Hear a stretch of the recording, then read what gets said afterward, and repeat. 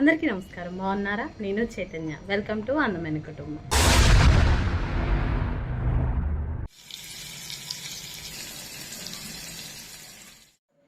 ఈ వంటలు వచ్చేసి చల్వాయిలో మా ఊర్లో మమ్మీ వాళ్ళ ఊర్లో చేశారు. అకేషన్ ఏంటంటే సంక్రాంతి టైంలో మమ్మీ బంధువులందరినీ పిలిచి 2 యాటల్ని కట్ చేయించింది. యాటలు అంటే మేకలు, మా సైడ్ యాటలు అంటారు వాటిని. ఇంట్లో మట్టుకైతే మేము మాత్రం చేసుకునే వాళ్ళం, కానీ బంధువులందరికీ కదా 60 మంది అలా లెక్కేసుకొని వంటలు చేయించారు. అందుకనే వంట మాస్టర్ని పెట్టించారు. ఈ వంట మాస్టర్కి తోడుగా సహాయం చేయడానికి మా ఇంట్లో పెద్ద షెఫ్ అయిన మా మామయ్య ఉన్నాడు కదా, సామి మామయ్య. ఆ మామయ్య హెల్ప్ చేశాడు. వంటలు అయిపోయేదాకా అక్కడే ఉండి వంటలు వండించాడు దగ్గరుండి. మా ఊరి విషయానికి వస్తే నాకు చాలా ఇష్టం అండి మా ఊరంటే.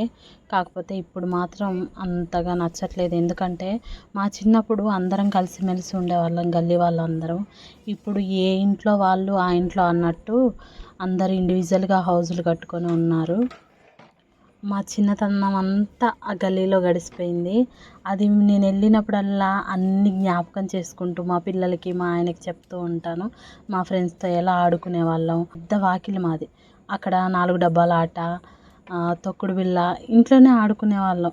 ఇప్పుడు ఆడుకోవడానికి ప్లేస్ కూడా లేకుండా అయిపోయింది సిటీలోకి వచ్చి.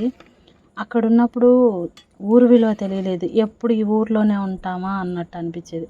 కానీ ఊరు వదిలేసి బయటకు వచ్చాక ఎప్పుడు వెళ్ళినా కూడా చాలా బాగా అనిపిస్తుంది. ఆ జ్ఞాపకాలన్నీ తలుచుకుంటే చాలా సంతోషం వేస్తుంది నాకైతే. అక్కడికి వెళ్ళినప్పుడల్లా మేము పడ్డ కష్టాలు గుర్తొస్తున్నాయి, మేము ఆడుకున్న ఆటలు గుర్తొస్తున్నాయి. సమ్మర్ వచ్చిందంటే మేము పడే కష్టాలు వాటర్ కోసం అంతా ఇంత కాదు. స్కూల్లో బోరింగ్ ఉంటుంది.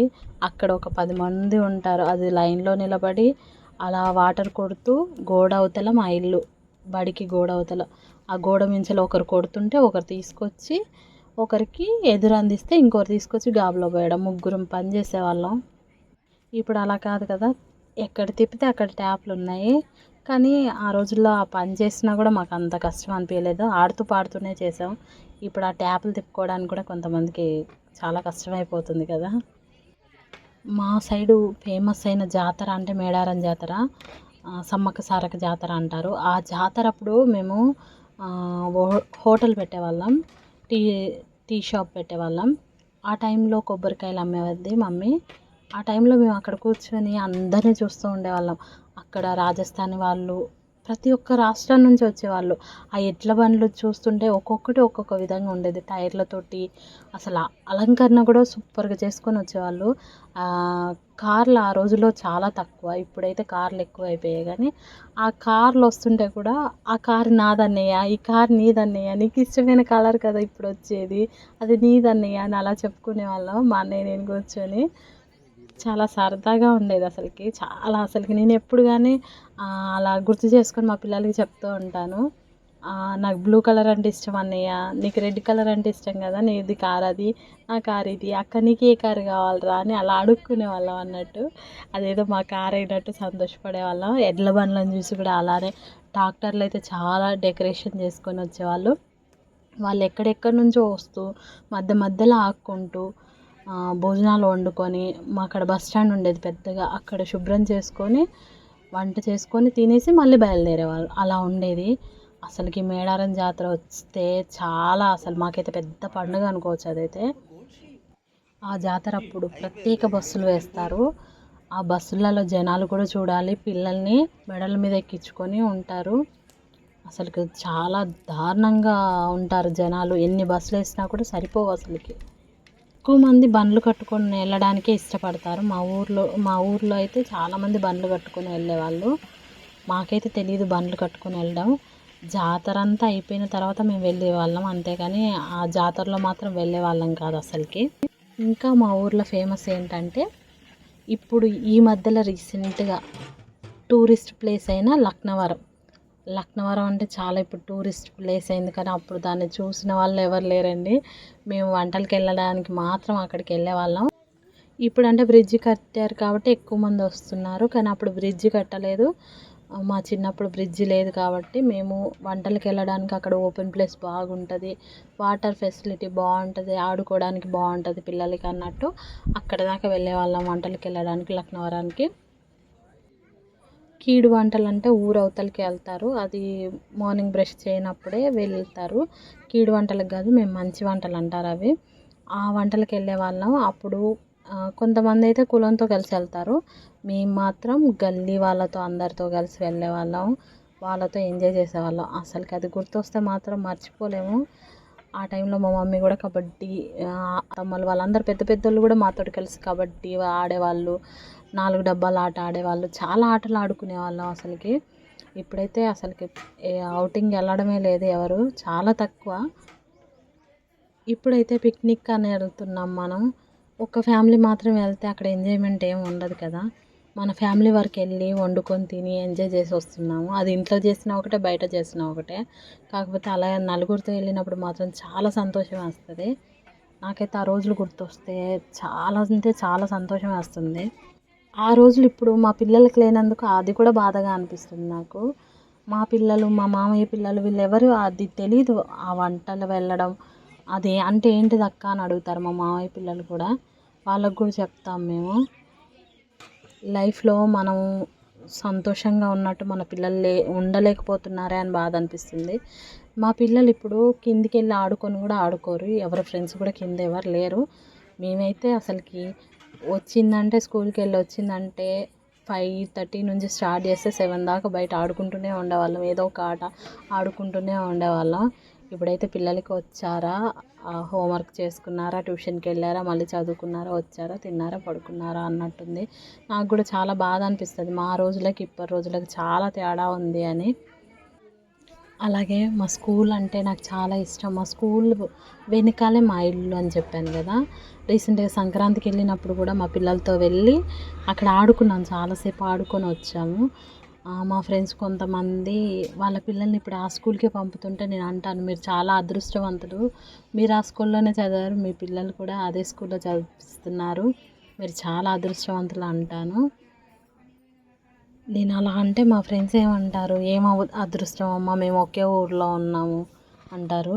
ఊర్లో నుంచి బయటకు వచ్చిన నాకు ఊరు విలువ తెలిసింది, కానీ అక్కడ ఉన్న వాళ్ళు మాత్రం మేము ఎప్పుడు ఇక్కడే ఉంటున్నామా అని బాధపడుతున్నారు. మేము అక్కడ ఉన్నప్పుడు కూడా ఎప్పుడు ఇదే ఊరా, ఈ ఊర్లోనే ఉంటామా అనుకున్నాము.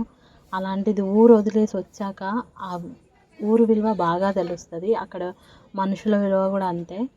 ఇప్పుడు నేను మా మమ్మీ వాళ్ళని అంటే హైదరాబాద్లో ఉండేదాన్ని, హైదరాబాద్ నుంచి మమ్మీ వాళ్ళని వదిలేసి ఇక్కడికి వచ్చినాక కూడా నాకు చాలా బాధ వేస్తుంది. మమ్మీ వాళ్ళని వదిలేసి వచ్చానే, మమ్మీ వాళ్ళకి దూరంగా ఉన్నాను, నాకంటూ ఇక్కడ ఎవరు బంధువులు లేరు అని. మా ఆయన వాళ్ళ బంధువులైనా కూడా నా బంధువులు అనిపించదు ఎందుకో. మా బంధువులు అంటే మా మమ్మీ వాళ్ళ బంధువులే అనిపిస్తుంది. బహుశా ప్రతి ఆడపిల్లకి ఇంతే కావచ్చు, పుట్టింటిని వదిలేసి వస్తే చాలా బాధేస్తుంది కదా. ఇప్పుడు నేను ఫంక్షన్స్కి వెళ్తాను, వెళ్ళి మళ్ళీ వచ్చేటప్పుడు చాలా ఏడుస్తూ మమ్మీ నేను మళ్ళీ నన్ను కొత్తగా పెళ్లి చేసి సాగనంపుతారు కదా, అప్పగింతలో అలా ఏడుస్తాం అన్నట్టు మా మమ్మీ, మా పాప, నేను, ఒకవేళ మా అక్క ఉంటే వాళ్ళు కూడా అసలు ఒకరినొకరు వాటేసుకొని అలా ఏడుస్తాము. రీసెంట్గా సమ్మర్లో 1 మంత్ మే నెల మొత్తం మా మమ్మీ వాళ్ళ ఇంటికాడే ఉన్నాను. కానీ ఆ 1 మంత్ ఉన్నా కానీ మా మమ్మీకి విసుగు రాలేదు మేమంటే. వచ్చేటప్పుడు అప్పుడే పెళ్లి చేసి సాగనింపే కూతురులాగా మళ్ళీ ఏడుస్తూ అన్ని రోజులున్నా కూడా తనకి దూరంగా వెళ్ళిపోతున్నందుకు చాలా బాధపడుతూ ఏడ్చింది. అక్క ఏడ్చింది, మా అక్క కూతురైన సిరి ఏడ్చింది. మా పాపను అక్క కూతురు వాటేసుకొని ఏడుస్తుంటే మాకు కూడా ఏడుపు వచ్చింది అసలుకి. ఎన్ని రోజులు కలుసున్నా కూడా మన బంధువులతోటి అసలు వదిలేసి వస్తుంటే, పుట్టింటిని వదిలేసి వస్తుంటే ఆ బాధ వేరుంటుంది చాలా. కొంతమందికి మాత్రం పుట్టింటి విలువ అస్సలు తెలీదు. నేను చాలామందిని చూస్తున్నాను, ఎన్ని చేసినా నువ్వు నాకేం చేసావు అని అడుగుతున్నారు, కానీ మేము మాత్రం ఆ క్వశ్చన్ చేయట్లేదు. ఎందుకంటే వాళ్ళకి స్తోమత ఉన్నంత వరకు మనకు పెడతారు, స్తోమతను మించి మనకు పెట్టాలంటే పెట్టలేరు కదా. ఏ తల్లిదండ్రి అయినా మన సుఖాన్నే చూస్తారు, పిల్లల సుఖాన్నే చూస్తారు. కాబట్టి తల్లిదండ్రులకు ఆ క్వశ్చన్ అయితే వేయకూడదు. ఎందుకంటే వాళ్ళు ఎంతో కష్టపడి మనల్ని పెంచారు. నాకు అనిపించింది నేను చెప్తున్నాను, మనల్ని ఎంతో కష్టపడి చిన్నప్పటి నుంచి పెంచుతారు. మన ఇష్టాలు నెరవేర్చడానికి వాళ్ళు వాళ్ళ లైఫ్లో చాలా కోల్పోతారు. మనమేమో పెరిగాక నువ్వు నాకేం చేసావు, అసలు నువ్వు మమ్మల్ని ఎందుకు కన్నావు అని అడిగే పిల్లలు కూడా ఉన్నారు ఈ రోజుల్లో. అవి వింటుంటే నేను షాక్ అవుతున్నాను. వాళ్ళని అడిగి వాళ్ళని కనాలా, వాళ్ళని పెంచడమే ఎక్కువ అంటే ఇంకా మమ్మల్ని ఎందుకు కన్నావు అని క్వశ్చన్ చేస్తున్నారు. ఇలా అందరు చేస్తున్నారని నేను అన్ను. కొంతమంది మాత్రం ఎందుకు ఆలోచించలేకపోతున్నారో తెలియదు కానీ తల్లిదండ్రులను చాలా బాధ పెడుతున్నారు. అలాంటి విషయాలు విన్నప్పుడు నాకు కూడా బాధేస్తుంది. ఎందుకు తల్లిదండ్రులను ఇంతగానం బాధ పెడుతున్నారు, వాళ్ళకి స్తోమత ఉంటే మనకు కాకపోతే ఇంకెవరికి పెడతారు అన్న బాధ నాకైతే వేస్తుంది. ఈ మాట మా అక్క కానీ మా అన్నయ్య కానీ నేను కానీ ఎప్పుడూ అనలేదు మా మమ్మీ వాళ్ళని. మమ్మల్ని ఎందుకు అన్నారు మీరు అసలు కానీ.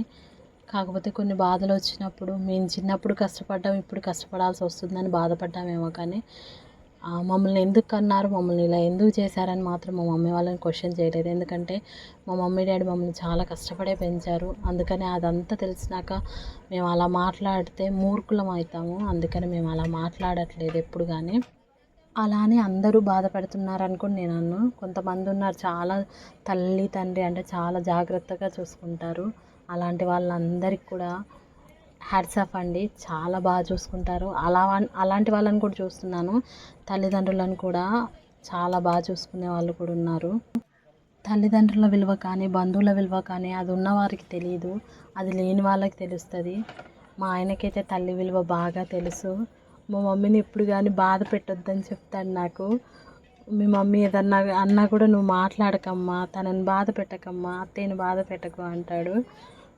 ఎందుకంటే ఆయన చిన్నప్పుడే తల్లిని కోల్పోయాడు, అమ్మమ్మ దగ్గర పెరిగాడు. తల్లి ప్రేమ తెలియదు కానీ మా మమ్మీని ఒక అమ్మలాగా అంటాడు. మా మమ్మీ కూడా అంటుంది నా పెద్దల్లుడు పెద్ద కొడుకు, చిన్నల్లుడు చిన్న కొడుకు అని. మా అన్నయ్య కూడా చెప్తుంది అదే మాట. మీరు అన్నదమ్ముల్లా కలిసి ఉండాలి, నేనున్నా లేకపోయినా అని. ఇప్పటివరకైతే దేవుడి దయ వల్ల అలానే కలిసి ఉన్నాము. ఇక ముందు కూడా అలానే కలిసి ఉండాలని మేము కూడా అనుకుంటున్నాము.